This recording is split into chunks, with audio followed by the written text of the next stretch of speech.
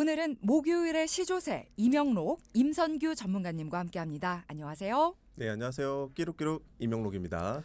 네, 안녕하세요. 반갑습니다. 끼루룩 임성규입니다. 네. 자, 저희가 앞서서 오늘 방송 내용에 대해서 예고를 해드렸거든요. 사실 제가 예고를 하면서도 이게 가능하다고 살짝 놀랐던 주제입니다. 암 치료 중에도 가입이 가능한 보험에 대해서 이야기를 해주신다고요? 네, 그렇습니다. 동키분들 암 진단 소리만 들어도 마음이 철렁하시죠? 그런데 상담을 하다 보면 이렇게 말씀하시는 분들이 정말 많습니다. 저 지금 항암 치료 중인데요. 보험은 더 이상 못 들겠죠? 그런데 동키 여러분, 정말 암 치료 중인 분들도 보험 가입이 완전히 불가능할까요? 오늘은 암 치료 중인 분들도 가입할 수 있는 보험에 대해 속 시원하게 알려드리겠습니다. 사실 지금 치료 중인 분들도 가입할 수 있는 보험이라고 하셨는데 우리가 암 완치했었어도 그런 이력 때문에 못 들 것이다 생각을 하거든요. 더군다나 아직 완치가 아니고 치료 중이면은 보험 가입은 아예 생각조차 안 하실 것 같아요. 절대 나는 못한다라고 생각하실 것 같은데 그걸 넘어서 정말 우리가 뭔가 다시 준비할 수 있다라면 정말 큰 힘이 될 것 같습니다. 그래서 저희가 자세한 내용을 먼저 전문가님이 직접 상담해 주신 사연으로 한번 살펴볼게요. 저희가 방송에 맞게 사연을 재구성했는데요. 들어보시겠습니다.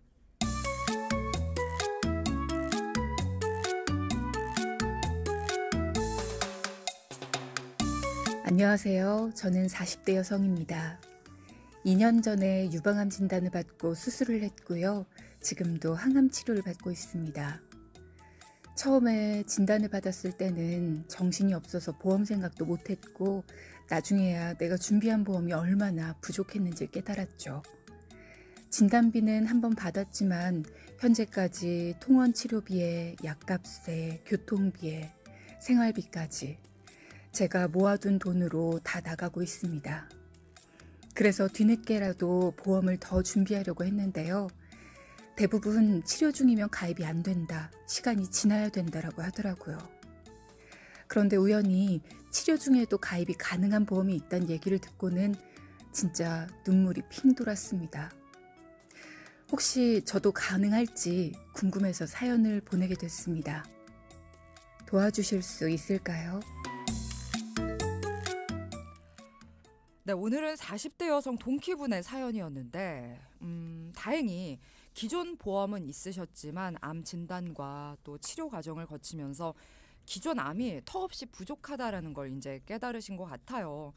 그런데 어쨌든 지금 통원 치료비, 약값, 생활비까지 이런 상황이면 심리적인 부담에 경제적인 압박도 또 크셨을 것 같은데 어떠신 상황인가요?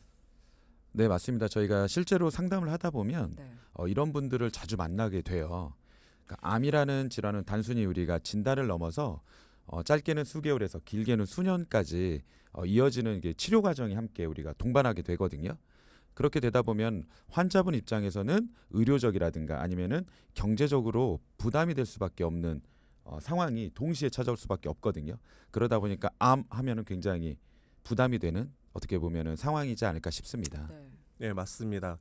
물론 건강보험 산정특례 제도를 통해서 본인 부담금을 크게 줄일 수 있는 이런 사회적 제도 장치가 있거든요. 네. 아주 좋은 제도입니다. 하지만 문제는 효과가 더 뛰어난 최신 치료법, 예를 들면 면역항암제나 표적치료제 같은 약물치료나 양성자나 중입자 방사선 같은 방사선 치료는 대부분 비급여거나 또는 본인 부담률이 가장 높은 항목이라서 환자 개인이 떠안는 비용이 만만치 않습니다.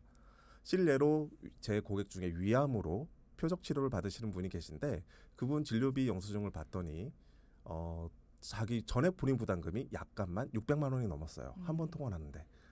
그만큼 본인 부담률이 굉장히 큽니다. 그래서 실손보험만으로는 감당이 어려운 경우가 많고요. 별도의 보장이 반드시 필요합니다. 그러니까 실손은 정말 기본적인 치료비를 보장을 해주긴 하지만 솔직히 요즘 옛날처럼 머리 빠지는 항암 이런 치료의 시대가 아니라고 하잖아요. 암 치료에 가장 효과적이고 또 그래서 많이 쓰이는 약물 치료, 방사선 치료는 비용이 어마어마하더라고요. 수천에서 여러 번 받으면 억대까지 가고요. 그런데 이런 거는 특약이 없으면 고스란히 환자 부담인 거잖아요. 네, 맞습니다. 그러다 보니까 실질적으로 좋은 치료 방법이 있는데도 그 치료를 포기하거나 받지 못하는 경우들이 굉장히 많거든요. 네. 그래서 요즘은 진단금도 굉장히 중요하지만 실질적으로 치료비를 얼마나 커버할 수 있는 보험인지도 굉장히 중요한 요소 중에 하나예요. 예전에는 보험 막 진단금이 제일 중요하다 했는데 요즘에는 약간 치료비도 중요하다라는 걸로 바뀌었더라고요. 네, 맞습니다. 왜냐하면은 예전에는 진단금을 갖고 우리가 치료를 하더라도 좀 비용이 좀 남았었어요. 네. 그때는 우리가 표적 항암 허가 치료라든가 아니면 비급여 치료들이 많지가 않았었거든요. 근데 요즘은 비급여 치료 항목들이 굉장히 많아지고 있다 보니까 우리가 부담해야 되는 그 경제적이 굉장히 커요.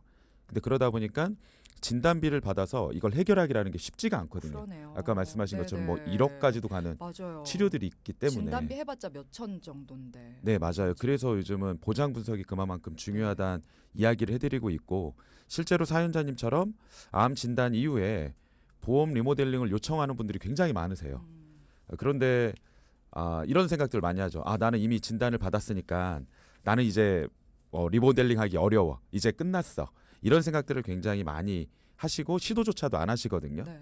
그리고 심지어는 본인은 포기하고 자녀하고 배우자만 보험 좀 리모델링 하거나 보험 분석 요청을 하는 경우들도 굉장히 많은데 뒤에서 내용 들어보면 네. 그렇지 않다. 암에 하셨어도 이제는 보험 리모델링이 가능하니까 그런 부분 꼭 좀 체크하셨으면 좋겠습니다. 자, 저희가 오늘 암 치료 중이더라도 보험 가입이 가능할 수 있다라는 이야기를 드리고 있어요. 정말 희망적이고 도움이 되는 시간이 아닐까 싶은데요. 많은 분들이 나는 이미 벌써 한번 진단을 받았으니까 이미 보험을 가입하고 계신 분들도 혜택과 보장을 잘 받았던 분들이 많으실 거예요. 근데 어떤 항목들을 보면은 1회안으로 끝나는 것들이 있잖아요. 참 중요한 항목인 것 같은데 근데 그런 부분들에 대해서 알아볼 생각조차 안 하신 분들이 많을 겁니다. 저도 너무나 당연하게 그렇게 생각을 하고 있었고요.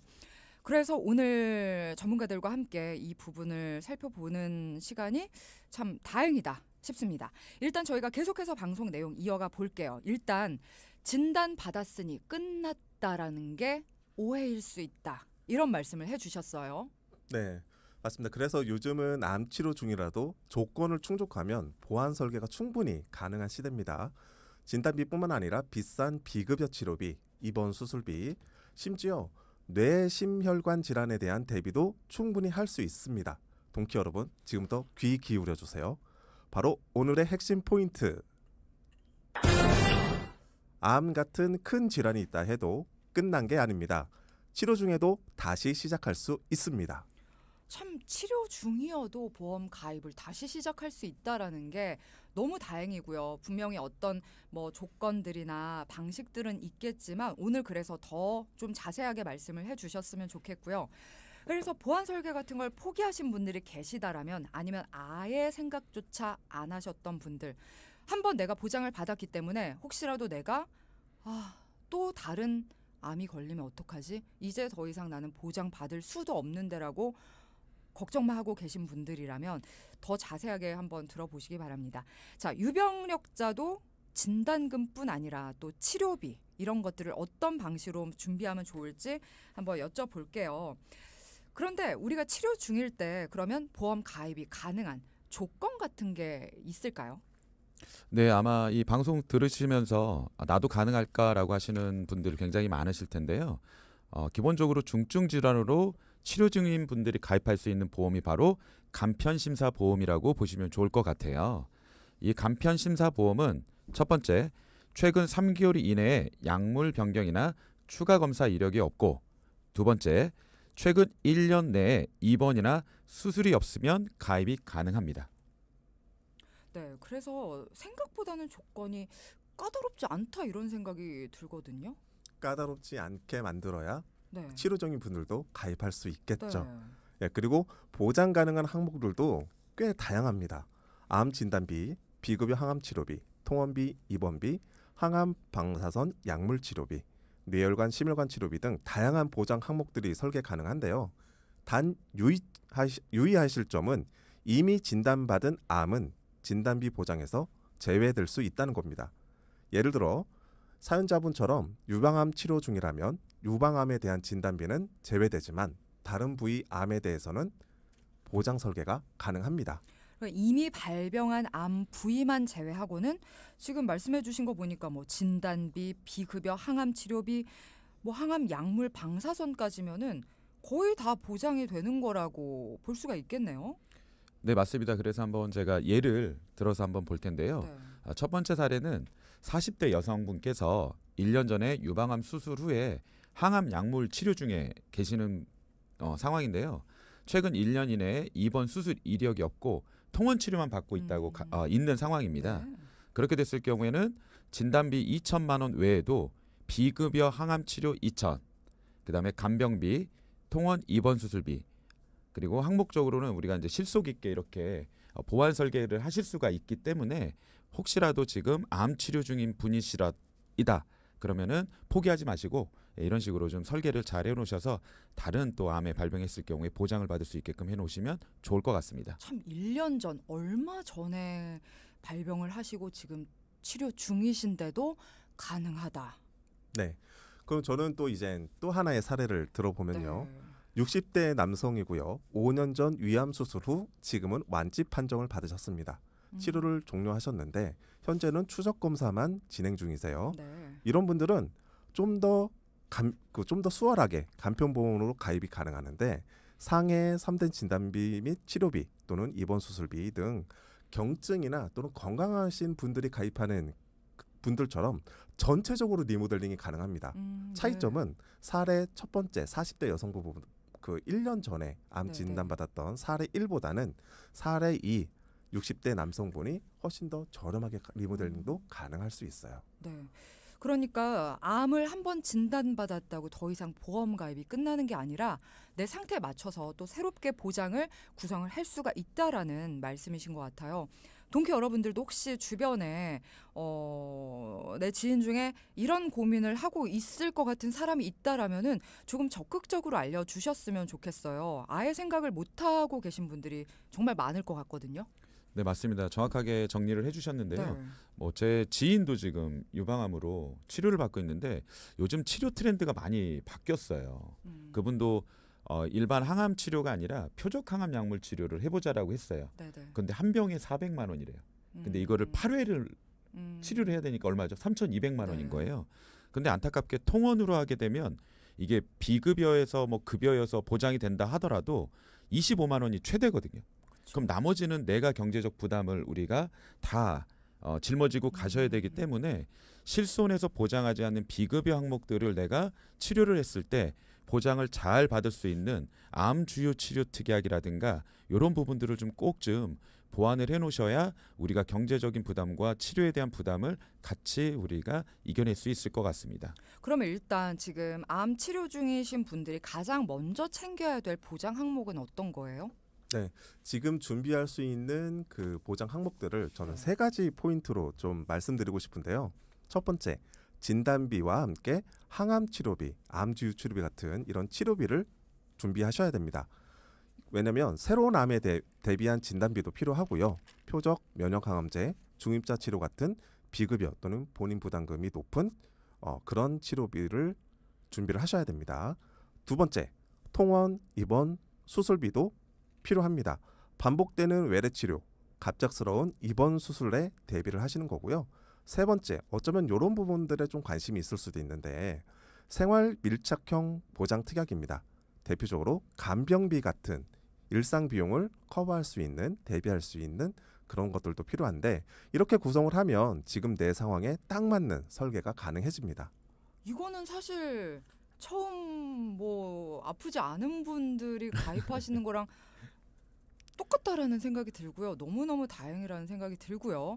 자, 그러면 오늘의 사연자분은 어떤 솔루션을 받으셨는지 궁금한데요. 아마 동키분들께서 굉장히 궁금해하실 것 같은데요. 네. 현재 사연자분의 경우에는 현재 치료 중이시잖아요. 네네. 예, 치료 중이라고 하더라도 암 진단비 2천만 원을 보완을 했고요. 여기에 비급여 항암 약물 치료비 2천, 그다음에 표적 항암제 3천, 중입자 방사선, 요즘 굉장히 또 핫한 치료 기법이죠. 네네. 중입자 방사선을 했을 경우에 3천, 카티 치료비 2천까지 우리가 비싼 치료일수록 이 보장 금액이 중복돼서 나올 수 있도록 솔루션을 네네. 저희가 제공을 해드렸습니다.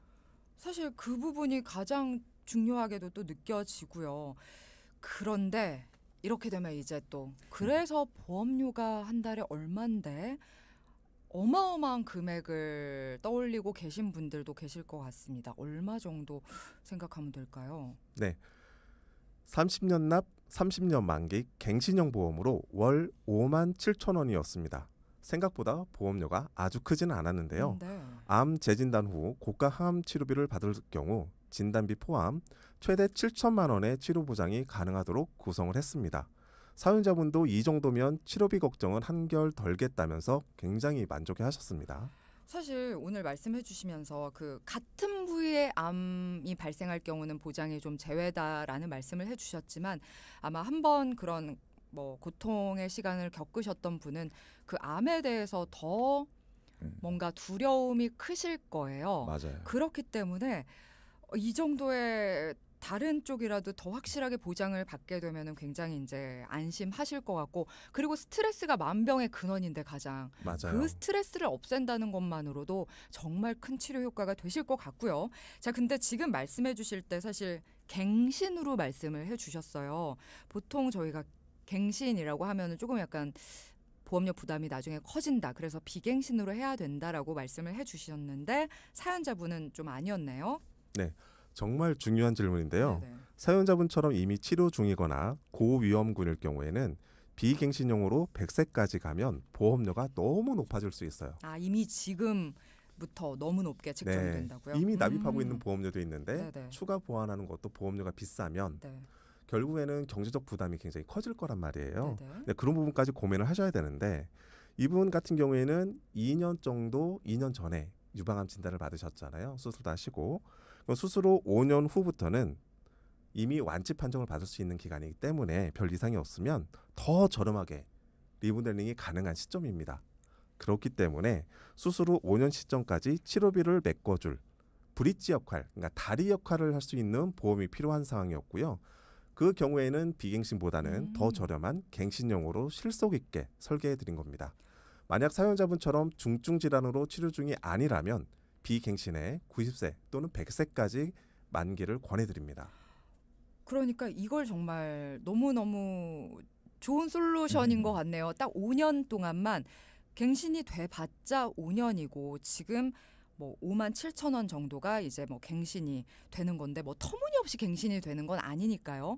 5년 후에는 이제 잘 관리를 하시면은 비갱신형으로 더 저렴한 보험으로 충분히 전환이 가능하다. 그래서 5년 동안만 다리 역할을 해줄 보험이다. 라고 말씀을 해주셨네요. 자, 지금 마무리 때 말씀해 주신 게 치료 이력이 없는 사람들은 비갱신형으로 가능하다라고 해주셨고요. 네, 맞습니다. 그래서 건강 상태에 따라서 네. 갱신형으로 갈 건지 비갱신형으로 갈 건지를 선택을 하면 좋으신 건데 우리가 제일 좋은 건 뭐냐면 나한테 맞는 걸 선택하는 게 제일 중요해요. 네.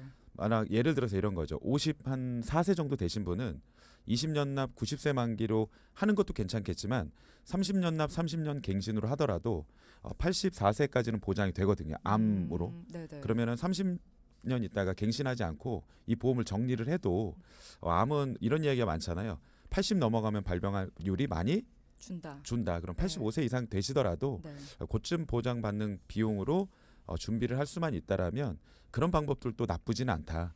그렇기 때문에 항상 나에 맞는 솔루션을 제공받는 게 아마도 가장 좋은 방법이지 않을까 싶습니다.